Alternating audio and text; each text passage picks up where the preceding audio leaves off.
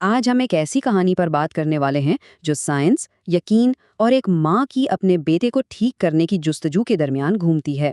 یہ ایک ایسا سفر ہے جو روایتی طب کی جانی پہچانی حدود کو چیلنج کرتا ہے۔ یہ بیان اپنے آپ میں ہی ایک بہت بڑا دعویٰ ہے۔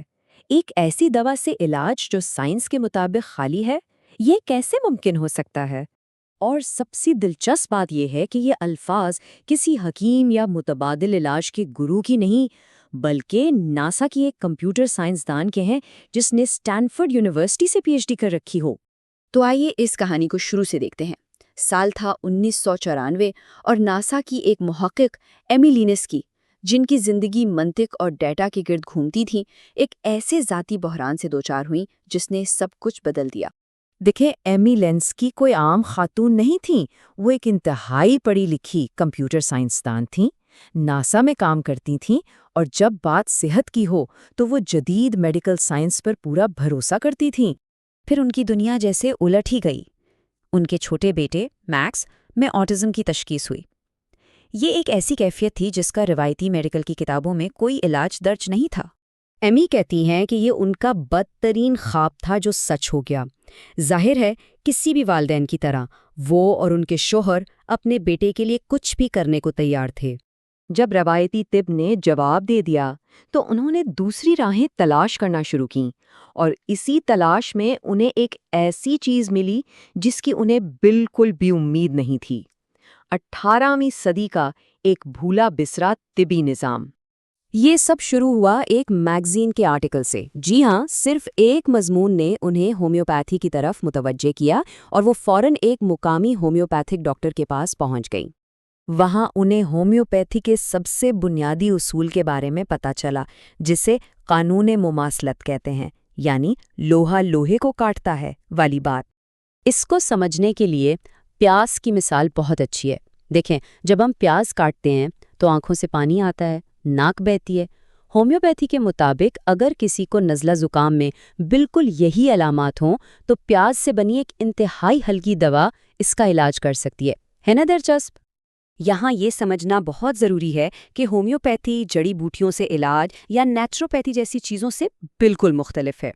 اس کا سب سے بڑا فرق یہی ہے کہ اس میں دوا کی مقدار نہ ہونے کے برابر ہوتی ہے۔ اس ہومیوپیتھ نے میکس کو جو دوا دی وہ صرف اس کے آٹزم کے لیے نہیں تھی، اسے آئینی دوا کہتے ہیں، جو مریض کی پوری شخصیت، اس کی عادتوں، پسند ناپسند، یہاں تک کہ اس کے سونے کے انداز کو دیکھ کر دی جاتی ہے۔ اور پھر جو ہوا وہ واقعی حیران کن تھا۔ آپ اس ٹائم لائن میں دیکھ سکتے ہیں کہ کچھ ہی دنوں میں میکس کی بول چال بہتر ہونے لگی، اور 9 مہینے بعد تو اس کی تھراپسٹ کا کہنا تھا کہ اب اسے سیشنز کی ضرورت ہی نہیں۔ 1.5 سال میں میکس نہ صرف ٹھیک ہو چکا تھا بلکہ اپنی عمر کے بچوں سے آگے نکل چکا تھا۔ اور شاید سب سے بڑی گواہی خود میکس کی تھراپسٹ کی تھی، جو اس فیلڈ کی ماہر تھیں۔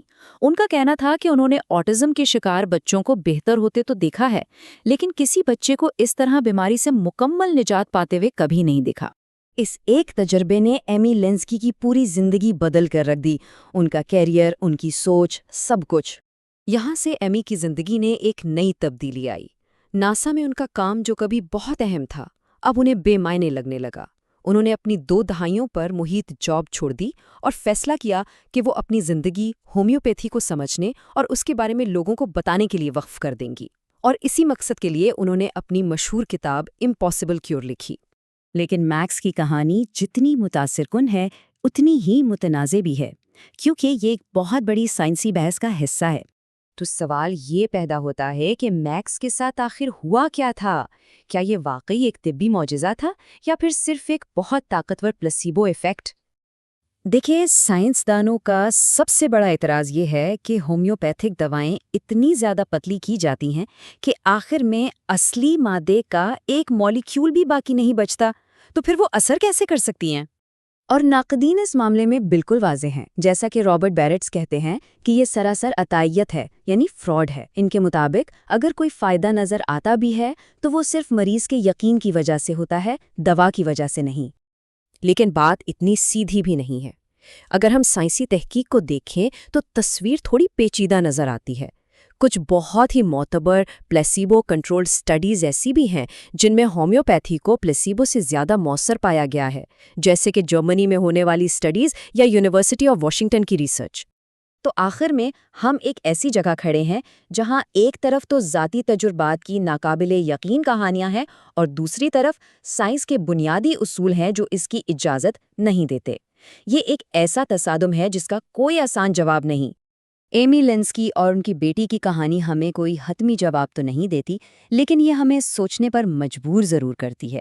جب کوئی ذاتی تجربہ سائنس کی تمام تشریحات کو چیلنج کر دے تو یہ ہمیں علاج اور شفا کی اصل حقیقت کے بارے میں کیا سکھاتا ہے؟